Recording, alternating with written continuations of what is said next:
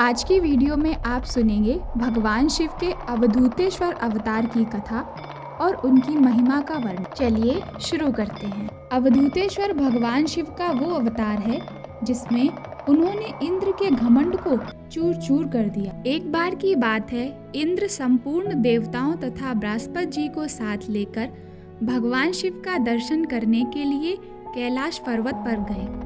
बृहस्पति जी और इंद्र के आने की बात जानकर भगवान शंकर उन दोनों की परीक्षा लेने के लिए अवधूत बन गए। उनके शरीर पर कोई वस्त्र नहीं था। वे प्रज्वलित अग्नि के समान तेजस्वी होने के कारण महाभयंकर जान पड़ते थे।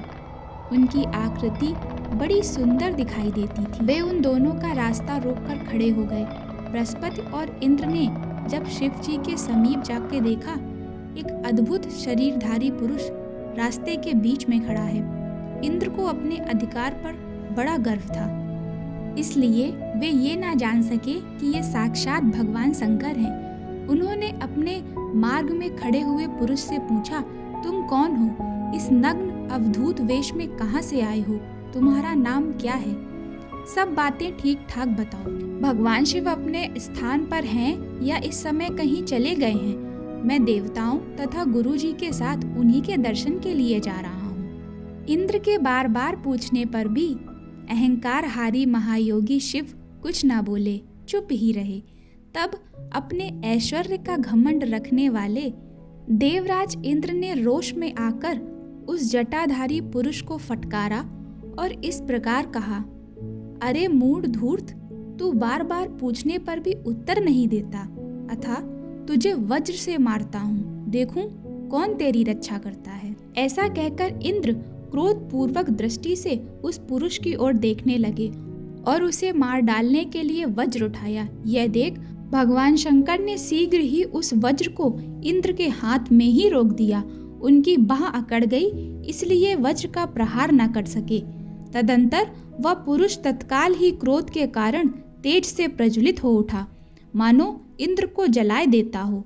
भुजाओं के स्तंभित हो जाने के कारण इंद्र क्रोध से उस सर्प की भांति जलने लगे, जिसका पराक्रम मंत्र के बल से रोक दिया गया हो। बृहस्पति जी ने उस पुरुष को अपने तेज से प्रज्वलित होता देख तत्काल ही यह समझ लिया कि ये साक्षात भगवान शंकर हैं। फिर तो वे हाथ जोड़ प्रणाम करके उनकी स्तुति करने लगे। स्तुति के पश्चात उन्होंने इंद्र को भगवान के चरणों में गिरा दिया और कहा, दीनानाथ, यह इंद्र आपके चरणों में पड़ा है, आप इसका और मेरा उद्धार करें। हम दोनों पर क्रोध नहीं, प्रेम करें। महादेव, शरणागत इंद्र की रक्षा कीजिए। आपके ललाट से प्रकट हुई ये आग इन्हें जलाने के लिए आ रही है। बृहस्पति जी की ये बात सुनकर अवधूत वेशधारी करुणा सिंधु शिव ने हंसते हुए कहा, अपने नेत्र से रोषवश बाहर निकली हुई अग्नि को मैं पुनः कैसे धारण कर सकता हूँ? क्या सर्प अपनी छोड़ी हुई केचुल को फिर ग्रहण करता है? बृहस्पति जी बोले, भक्त सदा ही कृपा के पात्र होते हैं। आप अपने भक्त वत्सल स्वरूप में आइए और इस भयंकर तेज को कहीं और डाल दीजिए।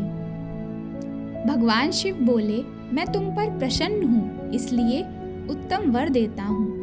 इंद्र को जीवन दान देने के कारण आज से तुम्हारा एक नाम जीव भी होगा। मेरे ललाटवर्ती नेत्र से जो ये आग प्रकट हुई है, इसे देवता नहीं सह सकते, अतः इसको मैं बहुत दूर छोड़ूंगा, जिससे यह इंद्र को पीड़ा ना दे सके। ऐसा कहकर अपने तेज स्वरूप उस अद्भुत अग्नि को हाथ में लेकर भगवान शिव ने क्षार समुद्र में फेंक दिया।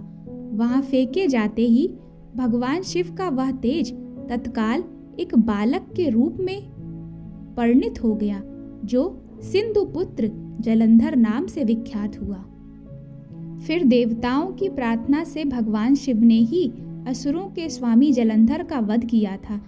अवधूत रूप से ऐसी सुंदर लीला करके लोक कल्याणकारी भगवान शिव वहां से अंतर्ध्यान हो गए। फिर सब देवता अत्यंत निर्भय एवं सुखी हुए। इंद्र और बृहस्पति भी उस भय से मुक्त हो उत्तम सुख के भागी हुए। जिसके लिए उनका आना हुआ था, उन्हें भगवान शिव का दर्शन भी प्राप्त हुआ। इस प्रकार भगवान शिव के अवधूतेश्वर नामक अवतार का वर्णन किया गया है, जो दुष्टों को दंड एवं भक्तों को परम आनंद प्रदान करते हैं। जो प्रतिदिन ध्यान पूर्वक इसे सुनता या सुनाता है, वह इस लोक के संपूर्ण सुखों का उपभोग करके अंत में शिव की गति प्राप्त कर लेता है।